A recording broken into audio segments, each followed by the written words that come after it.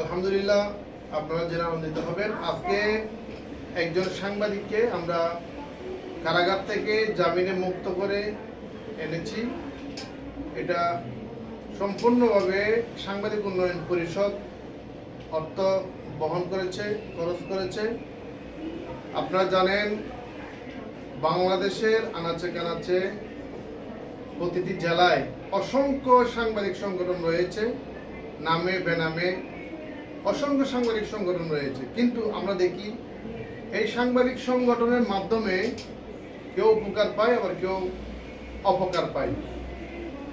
আমরা দেখি অনেক সংগঠন আছে, নামমাত্র অনেক সংগঠন, যে সংগঠনগুলো শুধুমাত্র সাইনবোর্ড নাম দিয়ে চলে, কোনো সাংবাদিকের বিপদের সময় এগিয়ে আসে না। আমি বলবো,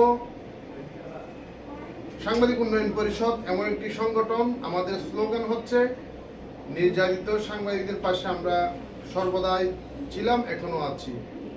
ওইটাকে উদ্দেশ্য করে গত 16 ডিসেম্বর চট্টগ্রামের একজন সাংবাদিক শহীদুল ইসলাম বাবলু রাত্রে গ্রেপ্তার হয় একটি রাজনৈতিক মামলায়। আমরা তাকে আজকে জামিনে নিয়ে আসতে আমরা অনেক খুশি হয়েছি। আপনারা সবাই দোয়া করবেন যাতে সাংবাদিক উন্নয়ন পরিষদ প্রতিটি সাংবাদিকদের পাশে দাঁড়াতে পারে, প্রতিটি অসহায় নির্যাতিত সাংবাদিকের পাশে থাকতে পারে। আমরা প্রতিটি সাংবাদিকের পাশে ছিলাম, এখনো আছি। আমার ভিডিও বার্তা যারা দেখবেন তারা একটু শেয়ার করবেন। যদি আগামীতেও কোনো নির্যাতিত সাংবাদিক বাংলাদেশের কোনো জেলায় থাকে, আমাদেরকে নক করবেন। আমরা যতটুকু পারি সহযোগিতার হাত বাড়িয়ে দিব। আমরা সমস্ত অসহায় এবং নির্যাতিত সাংবাদিকের পাশে দাঁড়ানোর জন্য চেষ্টা করব।